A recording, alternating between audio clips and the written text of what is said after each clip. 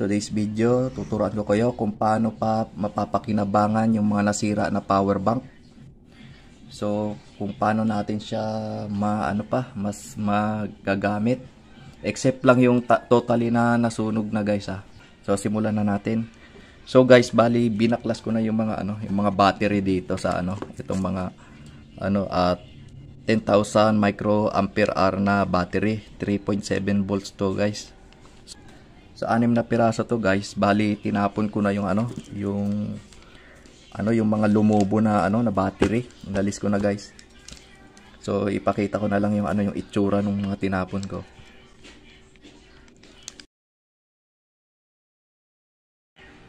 Ito guys yung mga battery na tinesting ko na gumagana pa. So ganito pala guys yung ginawa ko sa bawat battery. Ito kasi guys nakakonect dito sa yan. Parang sa hub na ganito. Binaklas ko dito lahat. So ayan oh. Naka-parallel siya lahat dito. So inalis ko dito, inalis ko yung mga lumobo na battery. Ngayon, dinahandahan ko na baklasin yung itong malambot, parang plastic siya oh. Na connection para doon sa battery. So ang ginawa ko na solusyon dito, may natira siya nakapraso dito sa pinakaunahan. So positive negative. So ang ginawa ko, hindi ko na lang siya sinolda. Ginamitan ko na lang siya ng glue stick. So positive negative yan guys, nilagyan ko na lang ng wire.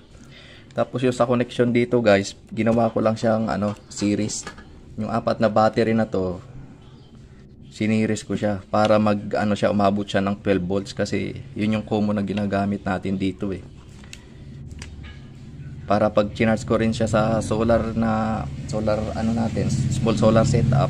So pwede rin siya na i-charge doon. So ayun na guys, naka-series na siya. So i-assemble na lang natin. Ko muna, balutin ko lang tong yung sinample ko sa inyo kung paano yung paglagay. So balutin ko lang ng tape para hindi siya maggalaw-galaw.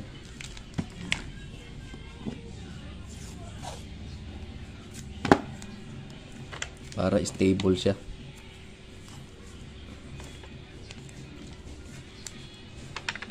So guys, ito naka-series naman siya. Testingin muna natin guys siya kung gumagana. So guys, testingin muna natin siya kung kung okay ba yung pagka-series natin ng battery. So ito. So ayan guys, ang lumabas guys is 14.9. So bali pinull charge ko kasi siya eh. So ayan guys yung kinalabasan guys. Tapos may pang testing pa tayo na iba. So ito guys yung voltage capacity natin for 12 volts kasi ito. Dito natin makikita kung ilang percent yung charge pa niya.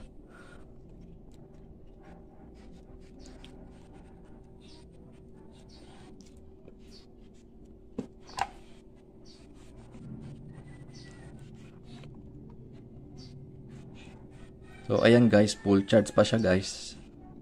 100%. Bali na charge ko kasi to. So ituloy na natin. So gumagana siya, okay naman.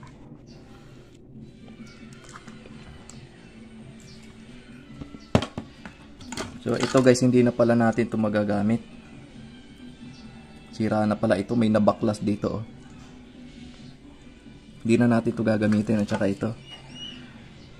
So ang gagamitin natin na dito na module is itong charging module. Ito guys oh, familiar na kayo dito. Ito na lang gagamitin natin guys.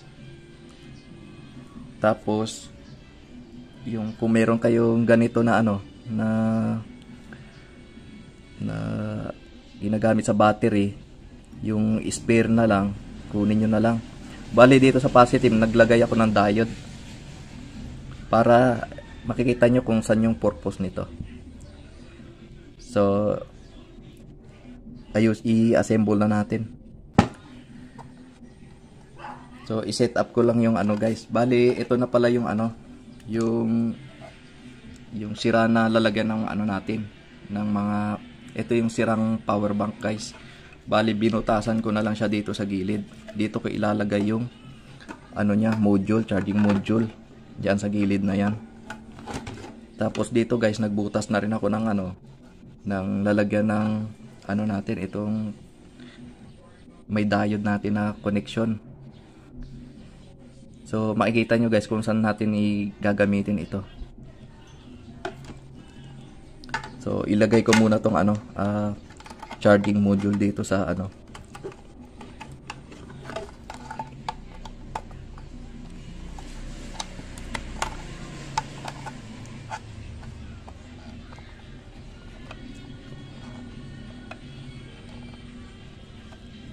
So i-glue ko lang siya dito guys, dito.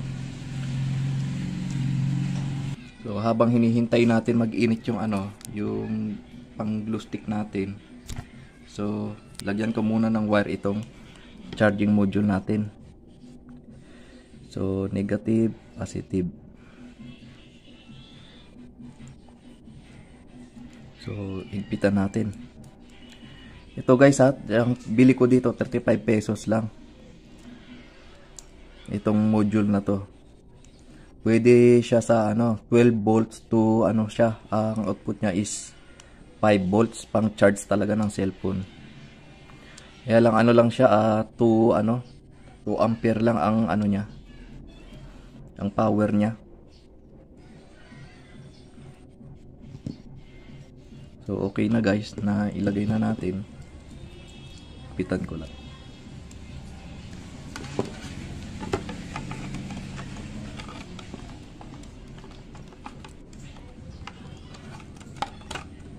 So ilagay na natin guys. So sakto lang siya guys. So ayan guys yung pagkalagay ko. So lagyan na natin ng glue stick. Sa gilid lang guys.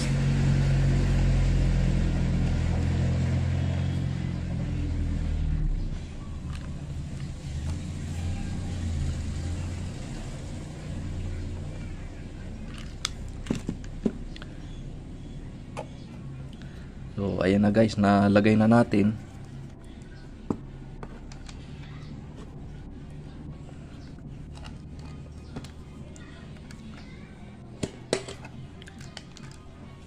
Ngayon, pag connect-connectin na natin siya.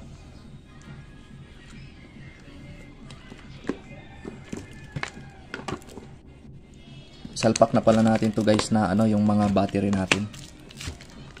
Na-testing naman natin siya. I-arrange na lang natin yung pagkakalagay. Bali, lagyan ko muna ng tape guys.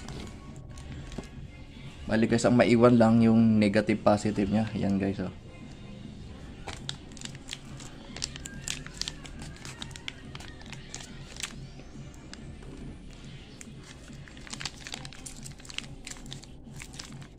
So, isalpak na natin guys.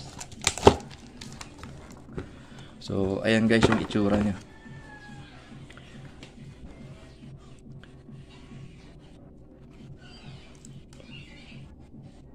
So, connect na natin yung ano, yung positive to positive.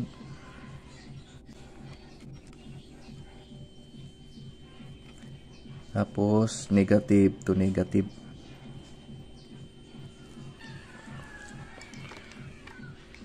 Ito guys, yung purpose nito, ano siya, ang current niya is papasok. Dito manggagaling yung ano natin, yung charge na manggagaling sa solar. So, para hindi bumalik yung ano niya, yung kuryente niya pa ano, sa pagcha-charge natin, kaya nilagyan ko ng diode. Hindi na ako gumamit guys ng ano, ng ibang charging module na ano, except lang yung dito talaga yung pang charge lang ng cellphone.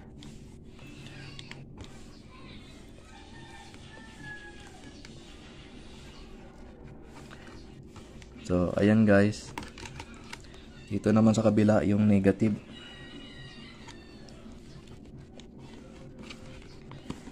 So guys, yung negative.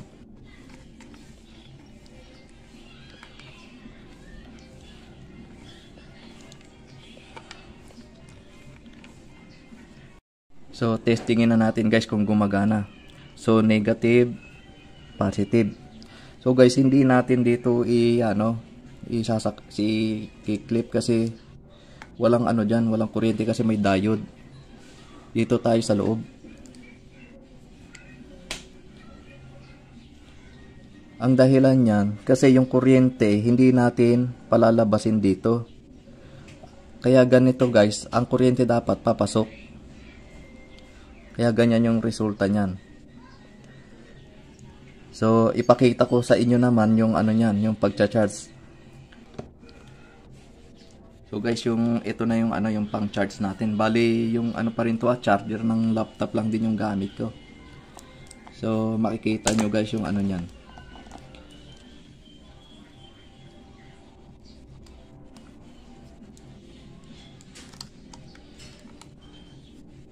Yan guys.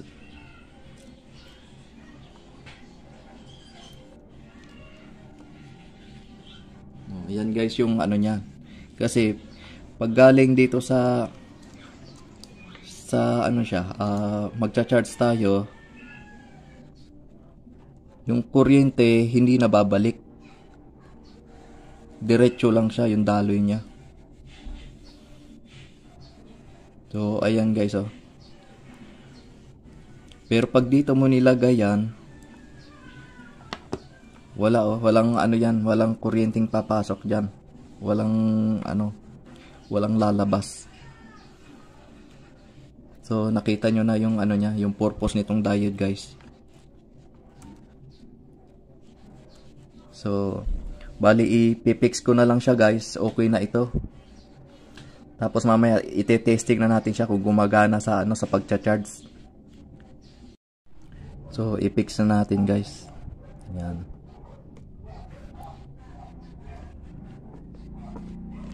Dito na sa loob. Dito ko na lang sa loob kasi para hindi makalat dito sa labas.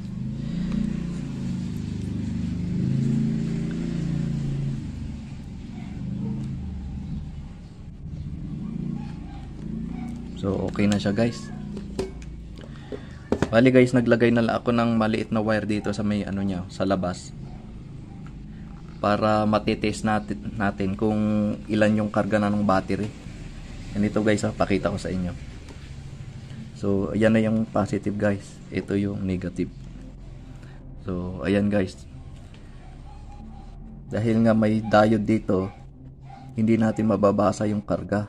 Kaya naglagay na lang ako ng parang extension niya dito sa labas. So ayan guys.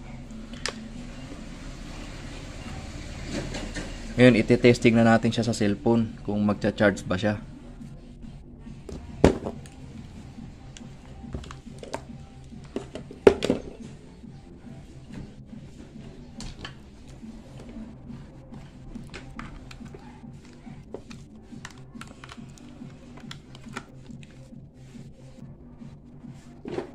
So, ito na yung cellphone natin guys. Isaksak na natin.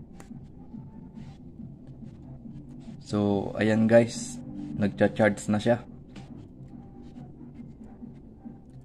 So, napakinabangan natin yung yung sirang power bank natin diyan. Kaya pag meron kayong nakita na tinatapo lang na power bank, mapapakinabangan pa natin 'yon. Wag lang yung sunog. Wag lang yung sunog kasi wala na talagang pag-asa 'yon. Pero once na okay pa man yung mga niya, yung mga battery niya. So, pa siya, magagamit pa natin. Bali guys, ang gastos lang natin dito is yung yung charging module lang na pula. Ayun, yung nandun sa loob. Tapos ito, kung may diode kayo, malaking tulong na rin to. Tapos sa pagcha-charge naman, pwede nyo namang diretso na dun sa sa sa small setup nyo ng solar.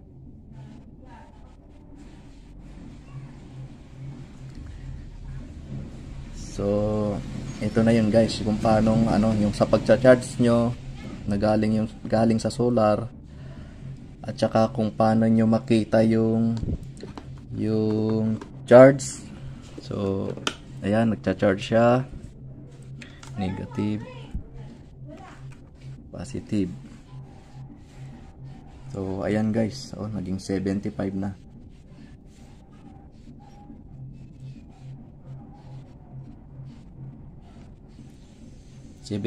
%.